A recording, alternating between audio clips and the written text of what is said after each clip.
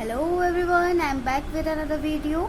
आज की ये वीडियो बहुत ही ज़्यादा इम्पॉर्टेंट होने वाली है। मैं पहले ही बता देती हूँ, पूरी वीडियो में जितने भी एमसीक्यूज़ हैं, अप्रॉक्स 25 एमसीक्यूज़ हैं, बहुत ज़्यादा इम्पॉर्टेंट हैं। ठीक है, हमारे टॉपिक का नाम है जिसके ये एमसीक्यूज़ हैं, उस चैप्टर का नाम है, यूनिट का नाम है एटॉमिक स्ट्रक्चर। हर तरह के बच्चे के लिए ये इम्पॉर्टेंट है जिसके भी सिलेबस में ये हो। पर्टिकुलरली जो ये वीडियो है वो बीएससी सेमेस्टर 4th के लिए मैं बना रही हूँ, लेकिन ये नीट JEE के लिए भी उतनी ही इम्पॉर्टेंट है, या पीजीटी के बच्चों के लिए भी उतनी ही इम्पॉर्टेंट है। ठीक है, तो एटॉमिक स्ट्रक्चर के जो सबसे इम्पॉर्टेंट एमसीक्यूज़ हैं वो मैंने इस वीडियो में लिए हैं, और साथ में मैं हर एमसीक्यू के साथ आपको एक्सप्लेनेशन भी देने वाली हूँ। हिंदी मीडियम से हो, आप इंग्लिश मीडियम से हो, कैसे भी हो, आप इस वीडियो को आराम से देख सकते हो। ठीक है, सबसे पहला क्वेश्चन है हमारा, डी ब्रॉगली इक्वेशन इज, यानी डी ब्रॉगली इक्वेशन क्या है? इनमें से कौन सा ऑप्शन ऐसा है जो डी ब्रॉगली इक्वेशन को बताता है? तो सबसे पहले है lambda is equals to H upon M V, इसको बोलते हैं लैम्डा। लैम्डा का मतलब होता है वेवलेंथ। एच का मतलब है प्लैंक्स कांस्टेंट। एच का क्या मतलब है? PLANCK, Planck's constant. ठीक है, लैम्डा हमारा क्या है? वेवलेंथ है। एम हमारा मास है, वी हमारी वेलोसिटी है। दूसरा ऑप्शन है MVR is equals to NH upon 2 तीसरा ऑप्शन है E equals to HC upon lambda. H वही है, E का मतलब एनर्जी है, लैम्डा वही वेवलेंथ, और ये जो हमारी C है वो क्या है? ये C है हमारी स्पीड ऑफ लाइट। ठीक है, फोर्थ ऑप्शन है हमारा E is equals to MC square. E का मतलब है एनर्जी, M का मतलब है मास, C का मतलब है हमारी स्पीड ऑफ लाइट। ठीक है, इसमें से जो राइट ऑप्शन होने वाला है वो है हमारा option number A, lambda is equals to H upon MV। ये क्या होता है? ये है हमारी डी ब्रॉगली इक्वेशन। जो डी ब्रॉगली थे उन्होंने क्या बताया था? उन्होंने पार्टिकल का वेव नेचर बताया था। ठीक है, ड्यूअल नेचर हम जो कहते हैं उसके बारे में हमें किसने बताया था? डी ब्रॉगली ने बताया था। मैं यहाँ लिख देती हूँ, आपको पता होना चाहिए। जो डी ब्रॉगली थे उन्होंने क्या बताया था? ड्यूअल नेचर ऑफ पार्टिकल के बारे में हमें बताया था। उसके बाद यहाँ पे एक इम्पॉर्टेंट चीज़ ये है, E equals to MC square. ये क्या है हमारा? ये हमारी आइंस्टीन की एनर्जी इक्वेशन है, तो ये भी आपको पता होना चाहिए। उसके बाद एक और इम्पॉर्टेंट चीज़ है, वो ये है MVR। आपको एक बात ये पता होना चाहिए, यहाँ पर जो ये n है ये है हमारा प्रिंसिपल क्वांटम नंबर। यहाँ जो मैं बताने वाली हूँ वो है ये mv जो है वो बराबर होता है p के, और ये जो p होता है वो क्या होता है? वो होता है हमारा मोमेंटम। ठीक है, ये बात याद रखना कि मोमेंटम क्या होता है? p होता है, और इसका जो फॉर्मूला होता है वो क्या होता है? p is equals to mv। चलिए अगले क्वेश्चन पर मूव करते हैं। अगला क्वेश्चन है, the maximum number of electrons in the D subshell. D subshell में मैक्सिमम इलेक्ट्रॉन्स कितने आ सकते हैं? अब इसके लिए आपको पता होना चाहिए कि जो हमारी डी सबशेल है उसमें ऑर्बिटल कितनी होती हैं। तो ये है जैसे हमारी डी सबशेल, तो इसमें हमारे कितने खाने होते हैं? ऑर्बिटल से मतलब है हमारे कितने खाने हैं? तो 1 2 3 4, मतलब 1 2 3 4 5 हमारे खाने होते हैं। अब हर ऑर्बिटल में कितने इलेक्ट्रॉन आ सकते हैं? ज़्यादा से ज़्यादा 2 इलेक्ट्रॉन आ सकते हैं। तो अगर हमारे पास 5 ऑर्बिटल हैं तो हमारे पास टोटल कितने इलेक्ट्रॉन हो गए? 10 इलेक्ट्रॉन हो गए। तो डी सबशेल में टोटल कितने इलेक्ट्रॉन होते हैं? 10 इलेक्ट्रॉन होते हैं। मतलब मैक्सिमम, अधिकतम हम कितने इलेक्ट्रॉन भर सकते हैं डी में? 10 इलेक्ट्रॉन भर सकते हैं। यहीं पर मैं आपको बता देती हूँ, अगर वो बोलेंगे कि एस में कितने भर सकते हैं, तो एस में एक ही ऑर्बिटल होती है, मतलब हम 2 इलेक्ट्रॉन भर सकते हैं। पी में कितने भर सकते हैं? पी में होती है हमारी 3 ऑर्बिटल, 1 2 3 4 5 6। तो पी में मैक्सिमम अधिकतम इलेक्ट्रॉन कितने हो सकते हैं? 6 हो सकते हैं। डी में हमने बताया 10 हो सकते हैं। और एफ में कितने होते हैं? एफ में होते हैं 14। क्यों? क्योंकि एफ में ऑर्बिटल्स कितनी होती हैं? 7 हमारी ऑर्बिटल्स होती हैं, 4 5 6 और 1 7। ठीक है, चलिए उसके बाद अगला क्वेश्चन है, एजीमुथल क्वांटम नंबर जिसे हम L से रिप्रेजेंट करते हैं for P subshell is. P subshell के लिए जो हमारी L की वैल्यू है वो क्या होगी? अब देखो यहाँ सीखने वाली बात क्या है कि जो L है वो किसका रिप्रेजेंटेशन है? मतलब L जो हमारा क्वांटम नंबर L है वो क्या होता है? एजीमुथल क्वांटम नंबर होता है। ये हमें किसके बारे में बताता है? ये हमें एंगुलर ऑर्बिटल मोमेंटम के बारे में बताता है। ठीक है, ये बात आप याद रखना, इस पे अलग से क्वेश्चन बनेगा। देखो एक ही क्वेश्चन से मैं आपको इतनी सारी चीज़ें बता दूंगी कि आप एक क्वेश्चन से लगभग 5 क्वेश्चन तैयार कर सकते हो। ठीक है, तो एल आपका क्या है, एजीमुथल क्वांटम नंबर है और हमें क्या बताता है, एंगुलर ऑर्बिटल मोमेंटम के बारे में बताता है। अब देखते हैं पी सब शेल के लिए एल की वैल्यू क्या होगी, ऑप्शन ए 3, 0, 1 या फिर 2। तो इसका राइट आंसर है ऑप्शन सी। अब देखते हैं क्या होता है। जो एल की वैल्यूज़ होती हैं वो एस के लिए होती है 0, हमेशा याद रखना, ये कभी बदलती नहीं है। एल की वैल्यू एस के लिए 0 होती है, पी के लिए होती है 1, डी के लिए होती है 2 और एफ के लिए होती है 3। ठीक है, एस के लिए होती है 0, पी के लिए होती है 1, डी के लिए होती है 2 और एफ के लिए होती है 3।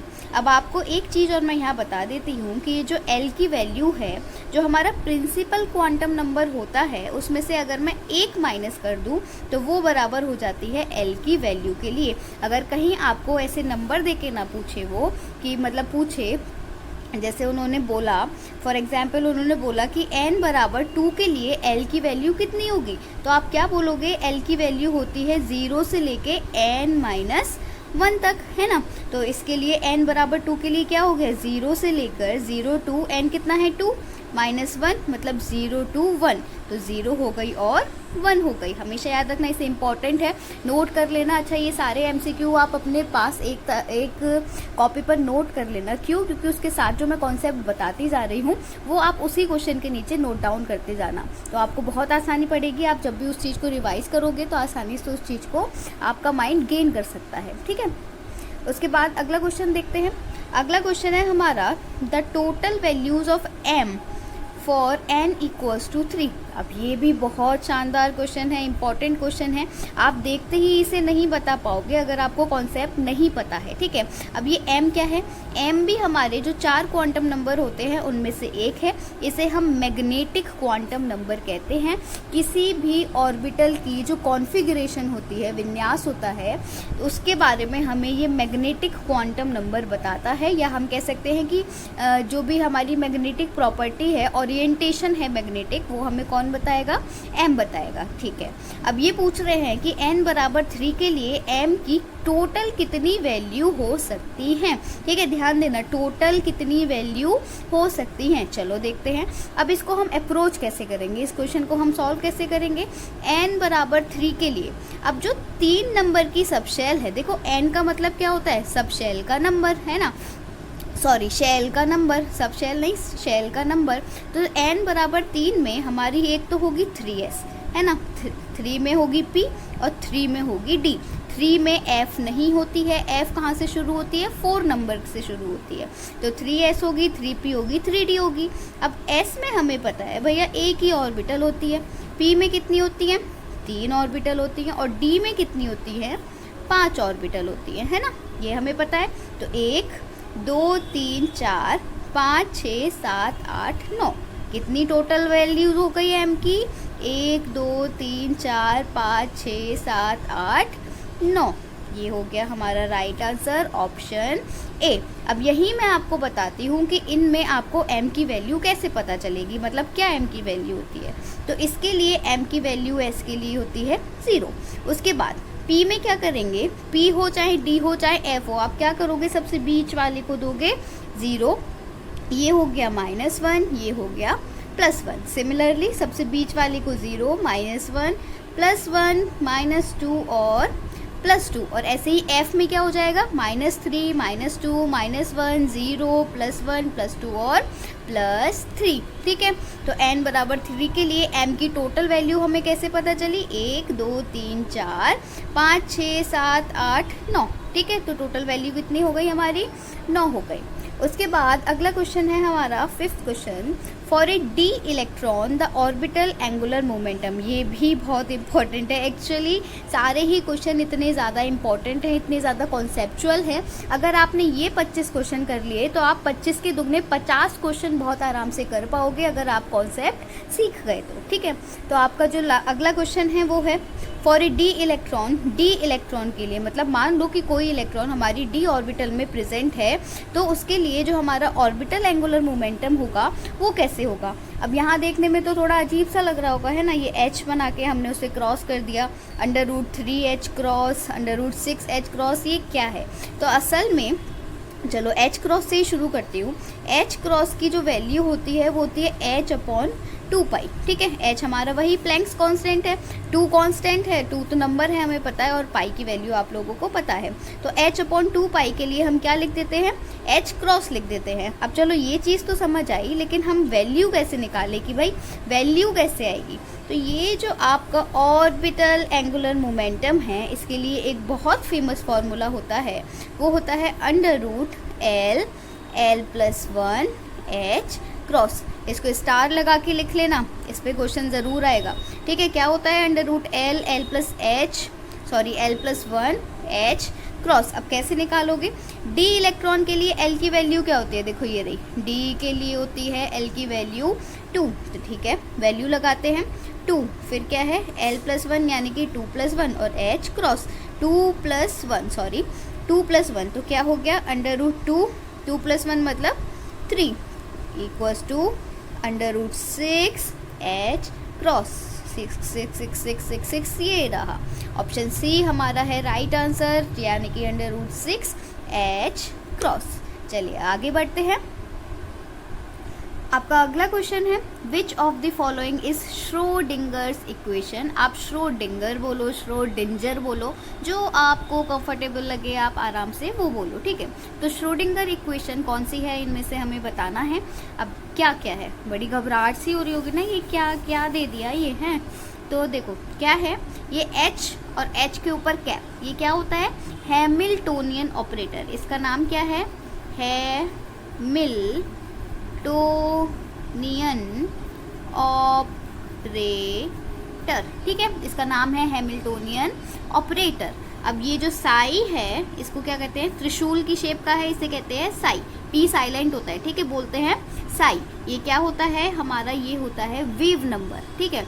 वेव नंबर से आप कैसे समझ सकते हो, जैसे आपका आधार कार्ड है, आप कोई इंसान हो मतलब ऑब्वियसली आप इंसान हो, सॉरी, तो हमारे पास, हर इंसान के पास इंडिया में क्या है, एक आधार कार्ड है। आधार कार्ड हमारी क्या रखता है, बेसिक इन्फॉर्मेशन रखता है कि भाई नाम क्या है, एज क्या है, पता क्या है ना, और किसके अंडर रहते हैं, ठीक है, ये सब हो गया।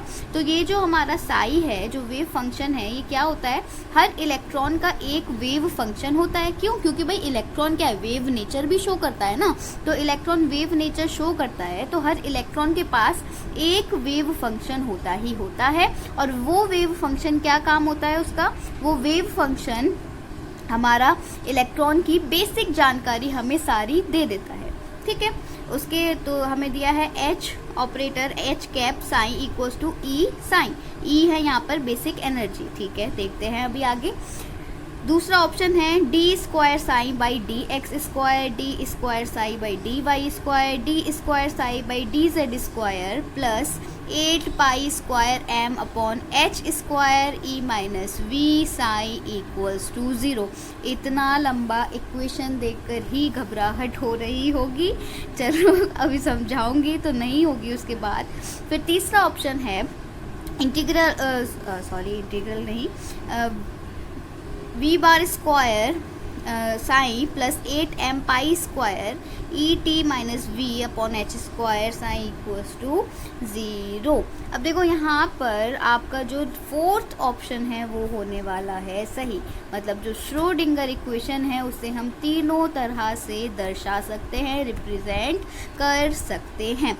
अगर आपको 3 डायमेंशनली पूछा है तो x y z तीनों यूज़ करोगे आप। अगर आपको बिल्कुल कॉम्पैक्ट फॉर्म पूछी है तो ये कॉम्पैक्ट फॉर्म होती है, मतलब संक्षिप्त, सबसे छोटी, सबसे सुकड़ी हुई, ठीक है। और ये क्या है, ये यही है, बस आपको क्या दिया है कि इस सबको कंप्रेस करके हमने लिख दिया है। अब यहाँ एक और चीज़ सीखने वाली है। क्या सीखने वाली चीज़ है, ये जो वैल्यू है ना, ये इक्वल्स टू में ये सीखने वाली है। इस पर क्वेश्चन बहुत आराम से बन सकता है कि वो पूछ लेंगे कि भैया ये इक्वेशन है तो इसके इक्वल्स टू में कितनी वैल्यू आती है, ऑप्शन दे देंगे कि 1 आती है, 0 आती है, इन्फिनिटी आती है, 2 आती है। तो आपको पता होना चाहिए क्या आता है, 0 आता है। इक्वल्स टू में क्या आता है, 0 आता है। चलिए अगला क्वेश्चन देखते हैं, which of the electron filling is not according to aufbau principle. ठीक है, ये हमारे 4 ऑप्शन हैं, लेकिन इसे सॉल्व करने के लिए, इसे अप्रोच करने के लिए हमें ये तो पता हो कि भाई अफबाउ प्रिंसिपल क्या होता है। तो ये जो अफबाउ प्रिंसिपल है, पहली बात, ये जो अफबाउ शब्द है ना, ये किसी का नाम नहीं है, साइंटिस्ट नहीं है।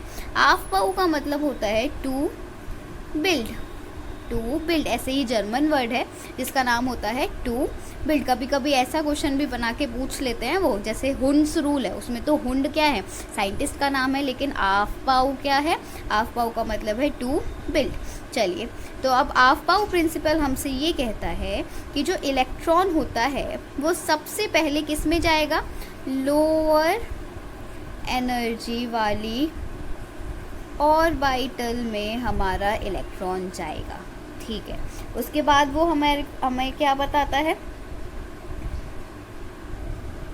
अच्छा, इस क्वेश्चन में छोटा सा करेक्शन है, माय मिस्टेक, सॉरी। ठीक है, करेक्शन क्या है, ये जो क्वेश्चन होना चाहिए अफबाउ प्रिंसिपल की जगह यहाँ पर होना चाहिए कि भाई हुंड्स रूल के अकॉर्डिंग, हुंड्स रूल के अकॉर्डिंग कौन सा इलेक्ट्रॉन जो भरे हुए हैं, कौन सा ऑप्शन है वो गलत है। ठीक है, तो अफबाउ हमने समझ लिया कि इलेक्ट्रॉन कहाँ पहले जाता है, जिसकी एनर्जी कम होती है ऑर्बिटल की, उसमें इलेक्ट्रॉन पहले जाता है।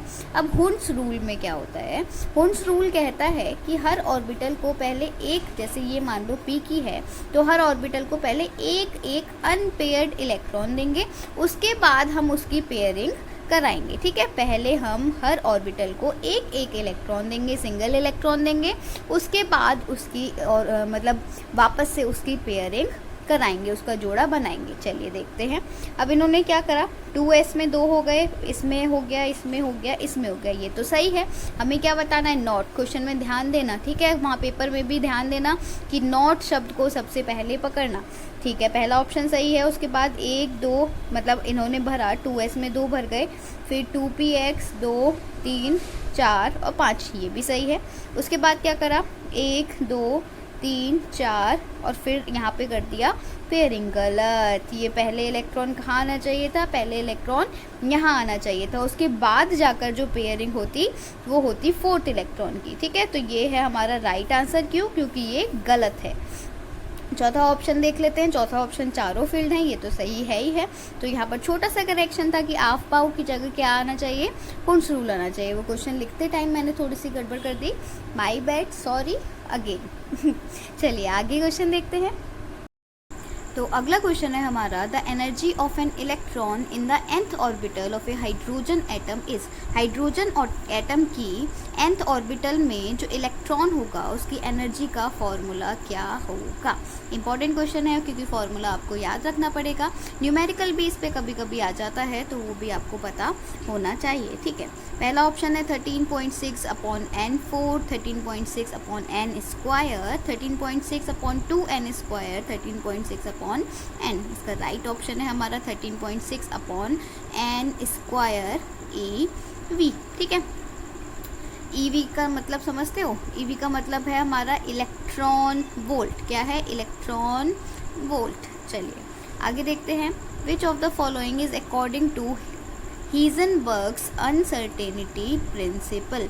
ये हीजनबर्ग एक साइंटिस्ट का नाम है। क्यों, क्योंकि हमारे यहाँ के साइंटिस्ट के जैसे उनके नाम नहीं होते हैं राम श्याम, जो आसानी से याद हो जाए। तो ये हमारे हीजनबर्ग अनसर्टेनिटी प्रिंसिपल क्या कहता है। अच्छा, पहले मैं आपको राइट ऑप्शन बताती हूँ, उसके बाद मैं आपको कॉन्सेप्ट बताती हूँ कि हीजनबर्ग अनसर्टेनिटी प्रिंसिपल आखिर कहता क्या है। इससे आराम से 4 से 5 क्वेश्चन बनते हैं। न्यूमेरिकल बनता है इनके फॉर्मूला पर, ये पूछते हैं कि अनसर्टेनिटी प्रिंसिपल दिया किसने, ये पूछते हैं कि भाई किस चीज़ के बीच रिलेशन है। ठीक है, फॉर्मूला में किस चीज़ के बीच, ये जो हमारा प्रिंसिपल है वो किन 2 चीज़ों के बीच रिलेशन के बारे में बताता है और इसका स्टेटमेंट क्या है। ठीक है, 5 क्वेश्चन बन चुके हैं। तो चलो पहले फॉर्मूला देखते हैं। पहला ऑप्शन है आपका डेल्टा एक्स डॉट, डॉट का मतलब है मल्टीप्लाई कर रहे हैं। ठीक है, delta P approx h upon 2 pi. फिर है delta X dot delta P मतलब मल्टीप्लाई ग्रेटर देन और equals to h upon 4 pi. Delta X dot delta V approx h/2 delta x dot m equals to h/2 इसका जो right option है वो है option B.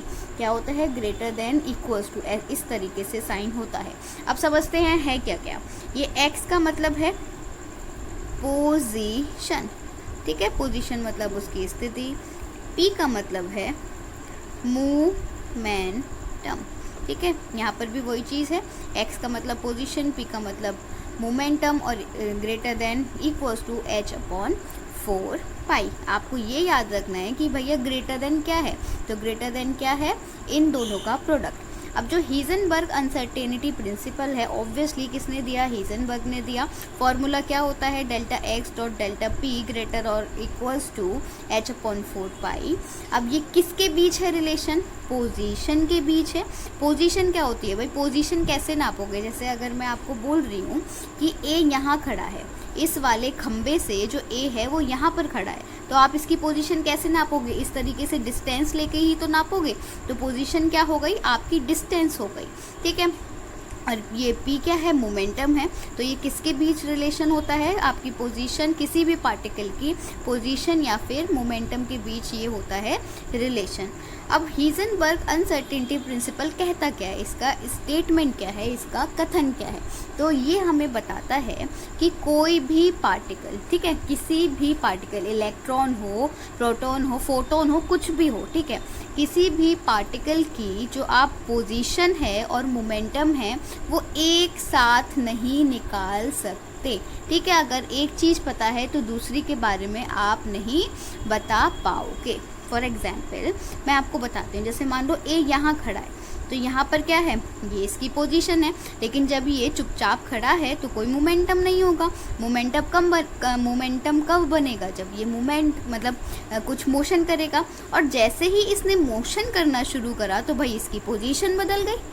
समझ में आया ना, कि अगर इसने ये एक ही जगह खड़ा है तो इसकी पोजीशन है, मोमेंटम नहीं है, लेकिन इसने अगर मोमेंटम गेन करने की कोशिश करी तो इसकी पोजीशन बदल जाएगी। तो किसी भी पार्टिकल की जो पोजीशन और मोमेंटम है वो आप एक साथ नहीं निकाल सकते, ठीक है। तो ये इंपॉर्टेंट क्वेश्चन था, इससे मैंने 5 क्वेश्चन आपको और बताए। अगला क्वेश्चन है, what is the maximum number of electrons in the 4th shell. अब ये आया बढ़िया सा क्वेश्चन, वैसे सारे ही क्वेश्चन बढ़िया हैं। 4th शेल में आपके कितने नंबर ऑफ इलेक्ट्रॉन्स हो सकते हैं, तो 4 शेल में क्या होता है, 4s होती है, 4p होती है, 4d होती है और 4f भी होती है, ठीक है। f कहाँ से शुरू होती है, 4th शेल से शुरू होती है। s में मैक्सिमम कितने इलेक्ट्रॉन आ सकते हैं, 2, p में कितने आ सकते हैं, 6, d में आ सकते हैं 10 और f में आ सकते हैं 14। काउंट कर लो, 6, 2, 8, 18, 18 और 10, 28 और 4, 32। तो ऑप्शन ए हमारा है राइट आंसर। उसके बाद हमारा अगला क्वेश्चन है, फिर से सॉरी, माय बैड, जो हमारा लास्ट मतलब इसमें ऑप्शंस नहीं, कोई बात नहीं ना, इसमें क्या ही दिक्कत है, हमारे जो क्वेश्चन पूछा है हम उससे सीधे सीधे आंसर निकाल लेंगे, इसमें कोई गलती की बात नहीं है। मैं अपना सॉरी वापस लेती हूँ। तो देखो क्या पूछा है, the N, L and M values for last electron of Na। Na का मतलब सोडियम है ना, Na क्या है, सोडियम। सोडियम का एटॉमिक नंबर कितना होता है, 11 होता है। अब इन्होंने पूछा है N, L और M, मतलब जो हमारे 3 क्वांटम नंबर हैं, इसके अलावा एक और होता है S क्वांटम नंबर जो हमें स्पिन बताता है, मैं उसकी भी वैल्यू बता दूंगी। तो 11 के लिए सबसे पहले हम इस क्वेश्चन को अप्रोच कैसे करेंगे, 11 का लिखेंगे इलेक्ट्रॉनिक कॉन्फ़िगरेशन, तो हो गया 1s2, 2s2, 2p6 और 3s1, ठीक है। अब लास्ट इलेक्ट्रॉन का मतलब क्या है, ये 3s वाला हमारा इलेक्ट्रॉन, तो 3s, 3 और s में कितने ऑर्बिटल, केवल एक, इलेक्ट्रॉन कितना है, 1। अब देखो ये जो नंबर लिखा है ना, ये तो वैल्यू हो गई हमारी n की, तो n कितना आ गया, n बराबर आ गया 3।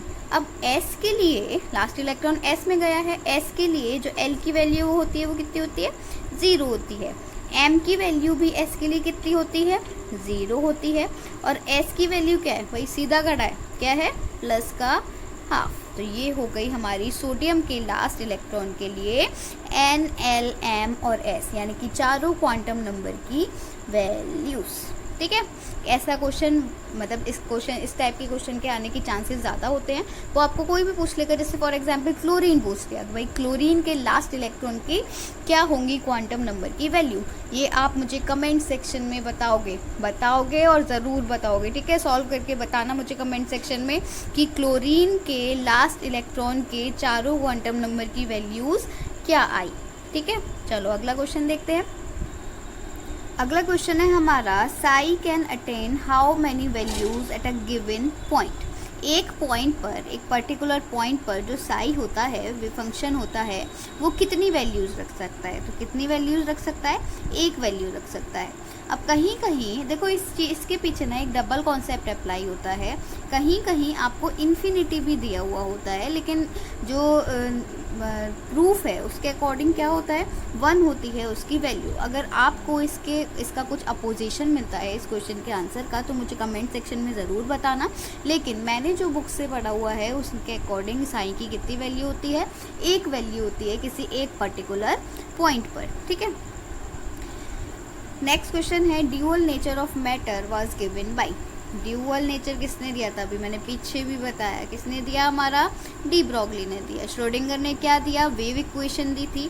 हीजनबर्ग ने क्या दिया था, अनसर्टेनिटी प्रिंसिपल दिया था। और आइंस्टीन के तो भाई बहुत ही सारे ज़्यादा डिस्कवरीज थी, और इसकी हमने एक ये भी पढ़ी, E बराबर mc², एनर्जी वाली जो हमारी आइंस्टीन की इक्वेशन थी। उसके बाद which of the following statement is according to Pauli's exclusion principle. जो हमारे पॉली सर थे, पॉली भी साइंटिस्ट का नाम है, उन्होंने एक प्रिंसिपल दिया या रूल दिया जिसको हम पॉलीज एक्सक्लूजन रूल भी कहते हैं। तो वो हमें क्या बताता है। चलो इसके ऑप्शंस भी बहुत इंपॉर्टेंट है, मैंने बहुत सोच समझ के इसके ऑप्शंस रखे हैं, क्योंकि हर ऑप्शन आपको कुछ सिखाएगा। पहला ऑप्शन है, orbitals are first filled by single electron and then pairing starts. ये कहना चाहते हैं कि जो ऑर्बिटल है उसमें पहले एक एक इलेक्ट्रॉन मतलब सिंगल इलेक्ट्रॉन भरा जाता है और उसके बाद पेयरिंग स्टार्ट होती है। सुना सुना सा तो है भाई ये वाला स्टेटमेंट। ये स्टेटमेंट किसने दिया, ये तो हमारे हुंड ने दिया था। ये हमारे किसके अकॉर्डिंग है, हुंड के अकॉर्डिंग है। तो भाई पॉली के लिए तो नहीं है, नहीं होगा ये। उसके बाद no 2 electrons of an atom can have all the 4 similar quantum number. हाँ ये सुना हुआ नहीं लग रहा है, चलो देखते हैं। अभी इसका मतलब समझा देती हूँ कि कोई मतलब किसी भी एटम के 2 इलेक्ट्रॉन्स के चारों क्वांटम नंबर की जो वैल्यूज़ है वो सेम नहीं होगी, ठीक है। किसी भी एटम के 2 इलेक्ट्रॉन के चारों क्वांटम नंबर की वैल्यू सेम नहीं होगी, ठीक है। तीसरा है statement, filling of electron takes place first in the orbital having lower energy. हाँ भाई ये तो ज़रूर सुना है, अभी पीछे ही सुना था, पहले नहीं सुना होगा तो मेरी वीडियो में ही सुन लिया होगा। तो ये क्या है, ये हमारे किसने दिया, आफबाउ ने दिया। अभी जो क्वेश्चन में गलती कर दी थी ना, ये वही है। तो आफबाउ ने दिया है हमारा ये तीसरा वाला स्टेटमेंट, नन ऑफ दिस। तो ये जो हमारा दूसरा वाला ऑप्शन है ये क्या है, ये किसने दिया, ये हमारा पॉलीज एक्सक्लूजन रूल का कथन यानी कि स्टेटमेंट है। तो पॉलीज एक्सक्लूजन रूल हमें क्या बताता है कि किसी भी एटम के 2 इलेक्ट्रॉन की चारों क्वांटम नंबर सेम नहीं हो सकते। n सेम हो गया, l सेम हो गया, m सेम हो गया, लेकिन s तो कभी भी सेम नहीं होगा। क्यों, क्योंकि अगर एक इलेक्ट्रॉन सीधा खड़ा है तो दूसरे को हमें उल्टा करना ही पड़ेगा। क्यों, रिपल्शन कम करने के लिए, ठीक है। उसके बाद the number of unpaired electrons in the d orbital of cobalt +2 oxidation state. बहुत ही शानदार धांसू क्वेश्चन आपके सामने है। अब देखो ये कैसे बताएंगे। कोबाल्ट का जो एटॉमिक नंबर है जो सिंबल है वो क्या है, बड़ा C छोटा O, ठीक है। दोनों बड़ा बना दोगे तो कार्बन मोनोऑक्साइड बन जाएगा। तो क्या है, कोबाल्ट का एटॉमिक नंबर कितना होता है, 27। और ये पूछ क्या रहे हैं, 2+ ऑक्सीडेशन स्टेट में पूछ रहे हैं कि कोबाल्ट की d ऑर्बिटल में कितने अनपेयर्ड इलेक्ट्रॉन, अनपेयर्ड इलेक्ट्रॉन का मतलब बिना जोड़े वाले, अयुग्मित, ठीक है। अनपेयर्ड का मतलब ऐसे सिंगल सिंगल वाले, ठीक है। कितने इलेक्ट्रॉन होंगे, चलिए देखते हैं। 27 के लिए जो इलेक्ट्रॉनिक कॉन्फ़िगरेशन होगा, अगर आप 1s2 ऐसे करते करते जाओगे तो 4s2 पर आकर क्या होता है, 4s2 पर आकर हमारे 20 इलेक्ट्रॉन हो जाते हैं पूरे। उसके बाद जो हमारी अगली ऑर्बिटल आती है वो कौन सी आती है, सबशेल 3d आती है।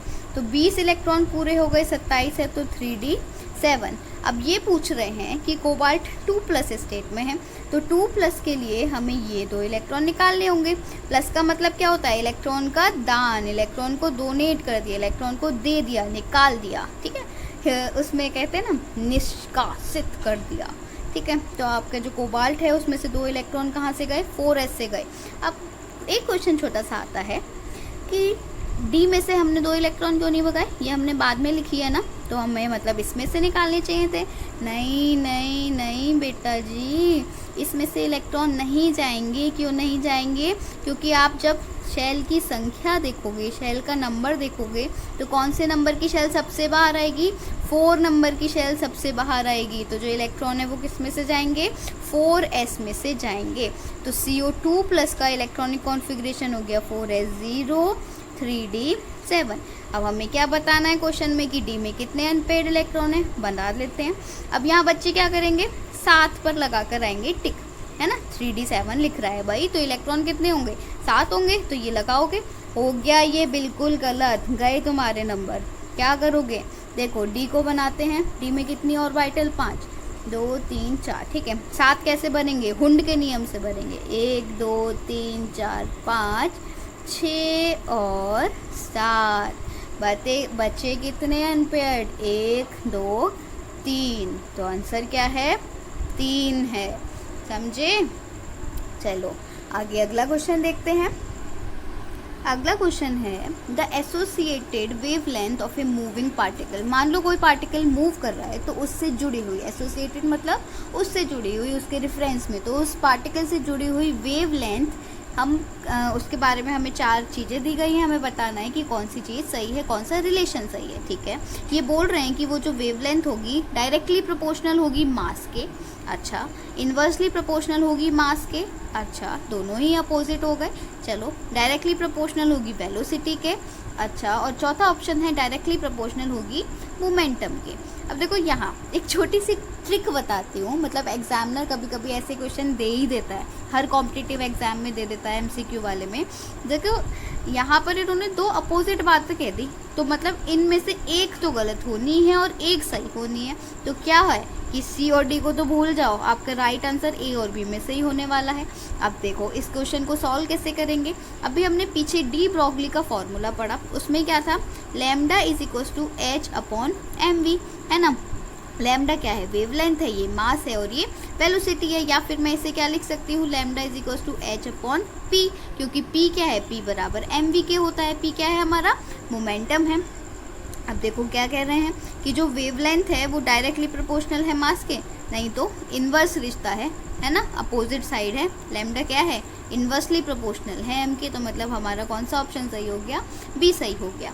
ये गलत क्यों है, क्योंकि भाई इन्वर्सली है। ये गलत क्यों है, क्या दे रखा है, डायरेक्टली प्रोपोर्शनल टू वेलोसिटी, नहीं भाई उल्टा रिश्ता है, इन्वर्सली प्रोपोर्शनल है। डायरेक्टली प्रोपोर्शनल टू मोमेंटम, नहीं भाई उल्टा रिश्ता है। क्या है, अपोजिटली प्रोपोर्शनल है, तो क्या है, इन्वर्सली प्रोपोर्शनल है। तो ये तीनों ऑप्शन गलत थे, आपका राइट आंसर क्या हो गया, बी हो गया। उसके बाद अगला क्वेश्चन देखते हैं। The probability of finding an electron in the nodal region plane is. अब ये आपको पता होना चाहिए कि नोड क्या होती है। अब जैसे मान लो मैंने किसी ऑर्बिटल का ये बनाया वेव फंक्शन, एक ऐसे करके वेव फंक्शन बनाया, तो ये जो पार्ट आ रहे हैं ना आपके, जहाँ पे हमारा उसकी पोजीशन बदल रही है, मतलब ऊपर पॉजिटिव होते हैं नीचे नेगेटिव होते हैं, तो जहाँ पर हमारी ये पोजीशन बदल रही है ना, ये क्या होते हैं, ये नोड्स होते हैं, ठीक है। क्या होते हैं, ये नोड्स होते हैं। फॉर एग्जाम्पल ये हमारी एस है, एस क्या होती है, स्फेरिकल होती है। एस कैसी होती है, स्फेरिकल होती है, इसमें तो कहीं कुछ है ही नहीं। अब ये हमारी पी ऑर्बिटल हो गई डम्बेल, तो इसमें क्या है, एक नोड हमें देखने को मिलेगा। ठीक है, तो जो नोड होता है या नोडल प्लेन होता है, नोडल रीजन होता है, नोड वाला क्षेत्र होता है, समतल होता है, उसमें प्रोबेबिलिटी की मतलब क्या होता है, आशंका, पाए जाने की आशंका। तो नोडल प्लेन में किसी इलेक्ट्रॉन के पाए जाने की प्रोबेबिलिटी या आशंका कितनी होती है, 0। कितनी होती है, 0। ये फैक्ट है, ये कभी भी बदलेगा नहीं, कोई एक्सेप्शन नहीं है। नोड पर इलेक्ट्रॉन पाए जाने की प्रोबेबिलिटी 0 होती है हमेशा ही। ठीक है, नेक्स्ट क्वेश्चन है the dumbbell shape orbital is. अच्छा, अभी ऊपर ही बता दिया मैंने ये तो, कि जो हमारी p ऑर्बिटल होती है वो कैसी होती है, डम्बेल होती है। बाकी शेप भी देख लेते हैं। s की कैसे होती है, s की हमारी स्फेरिकल होती है a। उसके बाद d की क्या होती है, d की होती है डबल डम्बेल। वैसे सब बच्चों को पता होता ही है डम्बेल क्या होता है, जो मतलब डम्बेल शेप कैसी होती है बना भी दी मैंने। आप ऐसे याद कर सकते हो कि जैसे जब हम बॉडी बिल्डिंग करते हैं, जिम वगैरह जाते हैं, तो डम्बेल ऐसे करके उठाते हैं ना, है ना, बॉडी बनाते हैं, बाइसेप्स बनाते हैं, वो होती है dumbbell shape. Next question, this is important, ये मैं ही इम्पॉर्टेंट बता देती हूँ क्योंकि इस टाइप के क्वेश्चन आने की चांसेस ज़्यादा हैं और ये थोड़े से मतलब कंफ्यूजिंग बच्चों को लगते हैं, लेकिन ये सबसे इजी क्वेश्चंस होते हैं। बस आपको फॉर्मेशन करनी आनी चाहिए कि भाई कौन सी ऑर्बिटल हमारी बनी, वो मैं बता देती हूँ। इसके लिए, इस क्वेश्चन को सॉल्व करने के लिए एक तो बताना क्या है, इस क्वेश्चन में आपको इंक्रीजिंग ऑर्डर ऑफ एनर्जी बतानी है, मतलब कम से ज़्यादा की तरफ बतानी है। आपको क्या पता होना चाहिए कि जैसे मैंने लिखा 3s, ठीक है, ये मैंने कोई सब शेल लिखी, तो 3 क्या बताएगा, शेल की संख्या बताएगा, मतलब शेल का नंबर, और s हमें बाकी जानकारी देगा। अब पीछे वाली चीज़ याद रखना कि जो हमारी l की वैल्यू होती है, s के लिए 0 होती है, p के लिए 1, d के लिए 2 और f के लिए 3 होती है। ठीक है, ये चीज़ आपको याद रखनी है। चलो अब फॉर्म करते हैं। n बराबर 4, l बराबर 1 मतलब 4 और l बराबर 1 मतलब p, ये बन गई 4p। n बराबर 4, l का 0 मतलब 4s। n बराबर 3, l का 1 मतलब 3p। n का मतलब n बराबर 3, l का मतलब 2, l इक्वल्स टू 2 मतलब t, 3d। तो हमारे पास क्या है, 4 ऑर्बिटल आ गई, 4p आ गई, 4s आ गई, 3d आ गई और 3p आ गई। फर्स्ट, सेकेंड, थर्ड और फोर्थ, ये हमारे पास आ गई 4 ऑर्बिटल, 4 सब शेल। तो अब इसमें आपको एनर्जी कैसे देखनी होगी, या तो आप एक काम ये कर सकते हो कि अगर आपको इलेक्ट्रॉनिक कॉन्फ़िगरेशन निकालना आता है तो आपको सिंपल पता होगा कि भैया 3p पहले आती है, उसके बाद हमारी 4s आ जाती है, फिर 3d आती है और फिर आती है 4p, यानी कि क्या हो गया, चौथा हो गया सबसे कम एनर्जी। ठीक है, सबसे कम एनर्जी चौथे की हो गई, उसके बाद दूसरे की हो गई, फिर तीसरे की हो गई और सबसे ज़्यादा एनर्जी हमारी पहली की हो गई। अब आपको नहीं पता है कि भाई इलेक्ट्रॉनिक कॉन्फ़िगरेशन का आपको ऑर्डर याद ही नहीं है, तो कैसे निकालोगे, तब आप ये काम करोगे, n प्लस l रूल लगाओगे। n का मतलब n की वैल्यू, l का मतलब l की वैल्यू। ठीक है, इसके लिए फर्स्ट ऑप्शन के लिए n प्लस l की वैल्यू कितनी आई, 4 प्लस 1 बराबर 5। इसके लिए कितनी आई, 4। इसके लिए कितनी आई, वापस से 5, और इसके लिए कितनी आई, वापस से 4। अब तो आप फिर कंफ्यूज कि भाई दोनों की सेम आ रही है, अब क्या करूं। तो जब दोनों की वैल्यू n प्लस s से सेम आती है तो हम उसको ज़्यादा कहने का मतलब है वो ऑर्बिटल पहले आती है जिसकी n की वैल्यू कम होगी। एग्जाम्पल से समझते, जैसे इन दोनों की n प्लस l की वैल्यू आ रही है बराबर, है ना। अब इसमें n की वैल्यू क्या है, 4, इसमें n की वैल्यू क्या है, 3। तो हम किसको पहले देंगे, मतलब पहले ऑर्बिटल कौन सी आ गई होगी, जिसमें n की वैल्यू कम होगी। तो क्या हो गया, 3d हमारी पहले आई होगी 4p से, सिमिलरली 3p हमारी पहले आई होगी 4s से। और इनमें भी देखें तो 4 वाली ऑर्बिटल्स पहले आई होंगी, 5 वाली ऑर्बिटल्स बाद में आई होंगी। तो हमारा जो ऑर्डर है वो हो गया चौथा, दूसरा, तीसरा और पहला। इसमें से ढूंढ लो ढूंढो ढूंढो ढूंढो ढूंढो, ये सी ऑप्शन आपका होगा राइट आंसर। ये क्वेश्चन बहुत इम्पॉर्टेंट है, आपको अगर एक बार समझ नहीं आया है पीछे जाओ, प्लीज़ ज़रूर पीछे जाओ, दोबारा से समझो। बिल्कुल समझने की ज़रूरत है, क्योंकि ये क्वेश्चन बहुत कॉमन है, हर तरह के पेपर्स में पूछा जाता है। देखते हैं अगले क्वेश्चन। आपका अगला क्वेश्चन है, for which one of the following sets of 4 quantum number an electron will have the highest energy. इनमें से किसके लिए इलेक्ट्रॉन की एनर्जी जो है वो हाईएस्ट होगी। ठीक है, बना लेते हैं। बना लेने से मतलब है, इसमें देखो ये क्या है, n की वैल्यू दी है, ये l की वैल्यू है सारी, ये m की वैल्यू है और ये s की वैल्यू है। सबसे पहले देख लो भाई n की वैल्यू, लेकिन गलती मत करना, l भी देखना पड़ेगा। ठीक है, ये मत कर देना कि भाई 5 नंबर की शेल होगी तो सबसे ज़्यादा एनर्जी होगी, गलत हो जाएगा बेटा आंसर। ठीक है, समझ आ रही है। तो l की वैल्यू भी देखनी है, तो देखो n और l से देख लेते हैं, m को अभी साइड में रखते हैं। ये हमने बना लिया 3 और l बराबर 2 क्या होता है d। ठीक है, ये हमने बना लिया 4 और ये भी क्या हो गया d। ये क्या हो गया 4 और ये क्या हो गई p और ये क्या हो गई 5s। अब इनमें सबसे पहले कौन आएगा, बताओ बताओ, सबसे पहले कौन आएगा।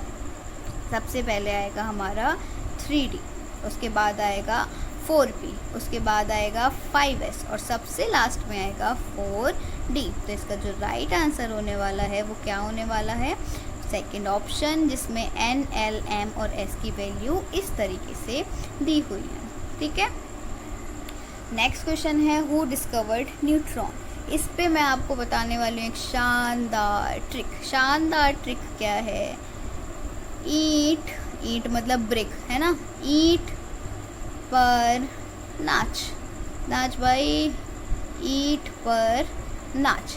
अब ईट पर नाच हमारा क्या है, ई टी, ई मतलब है इलेक्ट्रॉन, टी मतलब है थॉमसन। ठीक है, पर पी मतलब है प्रोटॉन, रा मतलब है रदरफोर्ड। ठीक है, नाच, ना मतलब है न्यूट्रॉन और चा मतलब है चैडविक। समझे, ईट पर नाच, न्यूट्रॉन किसने दिया, चैडविक ने दिया, इलेक्ट्रॉन किसने दिया, थॉमसन ने दिया और प्रोटॉन किसने दिया, हमारा रदरफोर्ड ने दिया। ठीक है, तो इसका ऑप्शन है चैडविक। अगला क्वेश्चन है, principal quantum number is related to.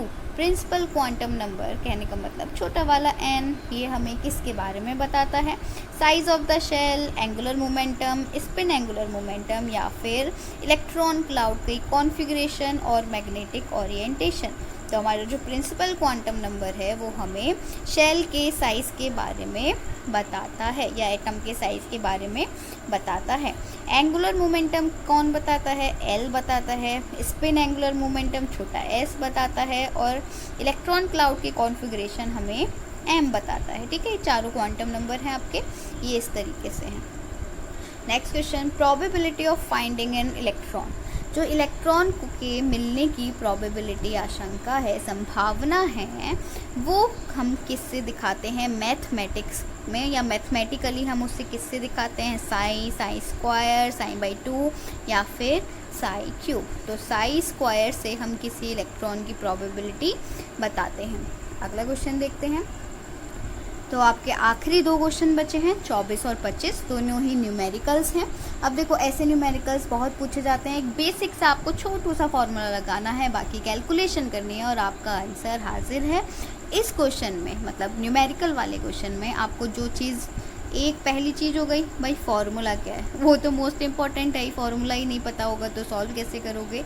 दूसरा चीज़ आपको याद रखना है कि हमेशा यूनिट चेक करना कि क्वेश्चन में यूनिट क्या दी है और आपको आंसर में यूनिट क्या की है। जैसे यहाँ मीटर पर सेकंड है, यहाँ भी मीटर है, चलो चल जाएगा, सब कुछ सेम है, लेकिन कहीं कहीं क्या होता है आपको एंगस्ट्रॉम में भी वो वैल्यू दे देते हैं। तो आपको पता होना चाहिए कि मीटर और एंगस्ट्रॉम में क्या फ़र्क होता है, 10 की पावर 10 का फ़र्क होता है। मतलब अगर मैं एंगस्ट्रॉम से मीटर में जाऊँ तो क्या होता है, 10 की पावर -10 एंगस्ट्रॉम मीटर होगा।